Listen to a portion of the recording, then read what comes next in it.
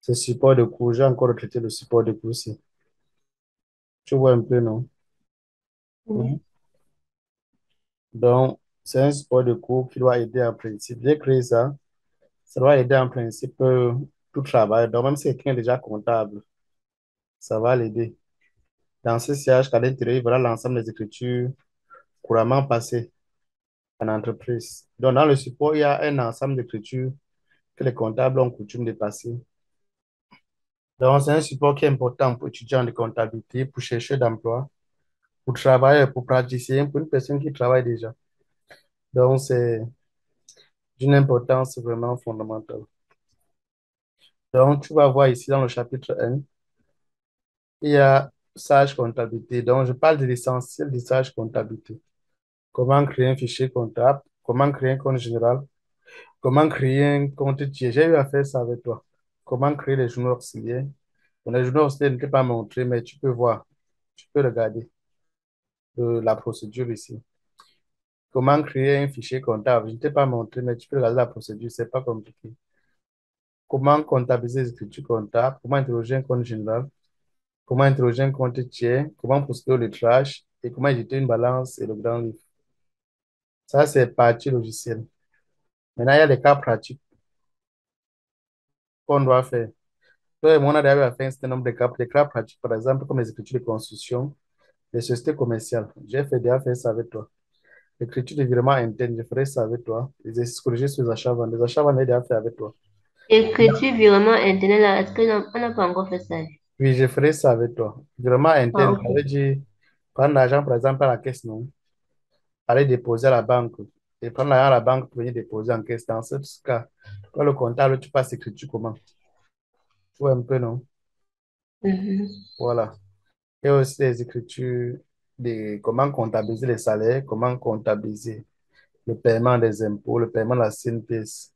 Maintenant, dans une entreprise, il peut arriver que c'est une société, le style qui a plusieurs actionnaires. Quand, par exemple, l'actionnaire prend l'argent dans les caisses de l'entreprise, ou bien quand l'actionnaire met les fonds à la disposition de l'entreprise, quelle écriture que tu dois passer? Donc, c'est ici, chapitre 9. Tu regardes. Écriture relative à la réception des charges. Donc, quand tu reçois, par exemple, les factures d'eau, d'électricité, Mhm. de lumière, Oui. prestataire, loyer, tu vas passer quelle écriture en ce moment-là. Voilà, tu regardes le chapitre 10, le cas pratique 10, tu verras comment tu vas passer les écritures. Tu vois un peu, non?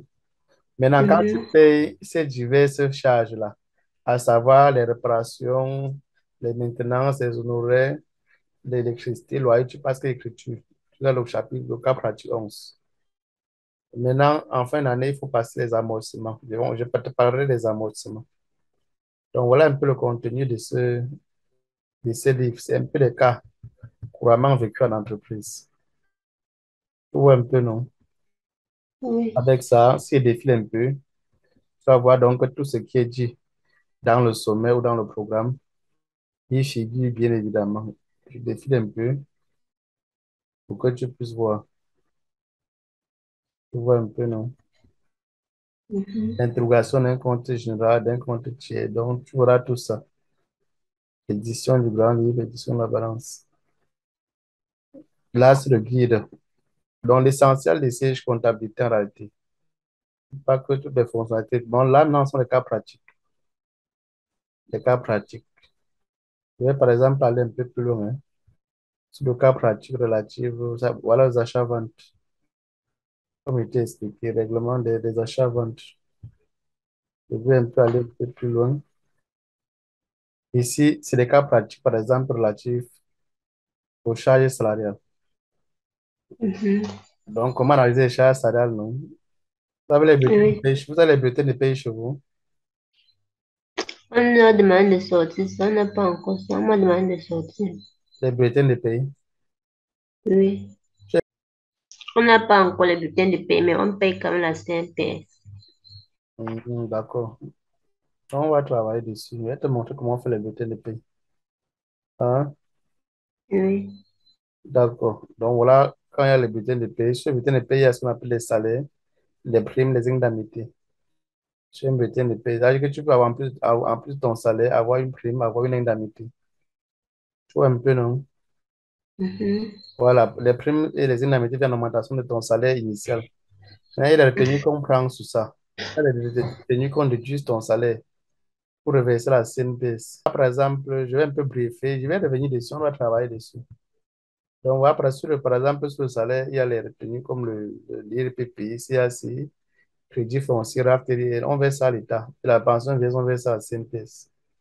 Maintenant, toi, il y a maintenant ton salaire net. Quelle est la différence entre ton salaire brut et tout ça? Je vais revenir dessus, ne t'inquiète. Donc, tu vas voir donc, voilà comment le comptable va passer les écritures par rapport à ses charges salariales. Mm. Un peu, non? Et voir comment le Mhm. comptable va passer les écritures par rapport à ses charges patronales. Donc, j'aurai le temps de t'expliquer tout ça. Et ainsi de suite, ainsi de suite. Donc, je vais mettre en fait ce support à ta disposition. Il y a même presque tout. Quand